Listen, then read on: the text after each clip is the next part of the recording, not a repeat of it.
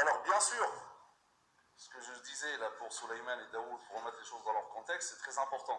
Il ne faut pas essayer de comprendre des choses qui appartenaient à un contexte qui n'est pas le nôtre avec nos yeux d'aujourd'hui, à travers le prisme d'aujourd'hui. D'accord? Et en réalité, d'emblée, tous ceux qui ont parlé de ce genre de choses, Wallah, ça n'a rien à voir avec Aïcha radiallahu anha, ni défendre Aïcha radiallahu anha, ni par rapport à Aïcha radiallahu anha. Les choses sont beaucoup plus profondes que ça. Le but de tout cela, vous savez c'est quoi? C'est pas de prouver Aïcha ou de défendre l'islam ou quoi que ce soit, rien du tout. Le but uniquement c'est de discréditer les sources des musulmans, et notamment le Bukhari. C'est un hadith rapporté par le Bukhari. En réalité, c'est un artifice uniquement. Mais les personnes, Aïcha radiallahu anha, c'est le dernier de leurs soucis. Tout ce qu'ils veulent, c'est critiquer le Bukhari. On rentre par là pour dire que finalement, le Bukhari, c'est pas fiable. Et donc, on remet après et on discrimine. Parce que ces gens-là, d'une manière générale, à ce que j'entends, je ne les ai jamais entendus défendre l'islam contre les allégations, les controverses des Occidentaux. Jamais. Ils ne parlent que ce chose, le Bukhari, machin, le kada. Si vous êtes vraiment fervent musulman, vous défendez l'islam, les Occidentaux ils disent plein de choses par rapport à l'islam. Jamais une réponse. Jamais. D'accord? Donc, ça, c'est juste pour voir le fond de cette question. Mais on va maintenant en parler. Alors, il y a certainement, vous avez vu des vidéos sur ça. Sincèrement, je fais partie des personnes qui, au départ, étaient séduites par ce genre de discours.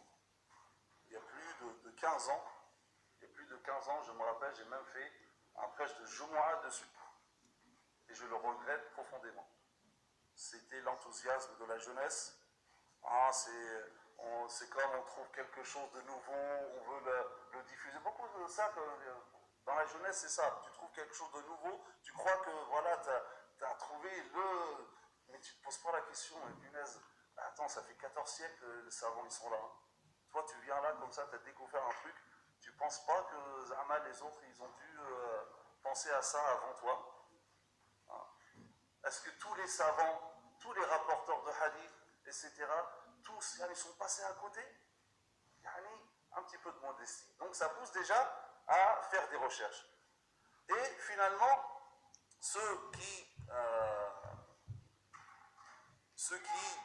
remettent en question la version de Bukhari, comme je vous dis bien sûr, l'objectif essentiel c'est d'attaquer Sahih al-Bukhari. Ça c'est l'objectif essentiel. Mais, allez, on va essayer de voir quels sont leurs arguments. Alors, ce hadith de Bukhari, il est critiqué par certains.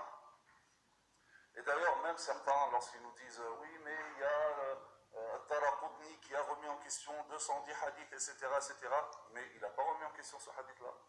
Pourquoi vous l'avez remis en question? Et d'ailleurs, pourquoi Daraqutni aurait raison sur tout? Et effectivement, Ibn Hajar al-Asqalani, il répond dans l'introduction à son célèbre Fath al-Bari, dans son livre, donc commentaire de Sahih al-Bukhari, et il répond à tout ceci d'une manière claire. Mais ce n'est pas notre sujet. Donc j'ai dit, ces gens-là critiquent ce hadith-là de deux manières. Premièrement, ce qui concerne, vous savez, un hadith, il y a al-sanad, donc la chaîne de transmetteur, et il y a al-matn, il y a l'énoncé. Donc, il y a des critiques par rapport à sanad, la chaîne de transmetteur, et des critiques par rapport au matn, par rapport à l'énoncé. Et donc, alors sans forcément rentrer dans tous les détails, c'est un petit peu technique, mais par rapport à sanad. Donc, il y a 4 allégations, 4 critiques.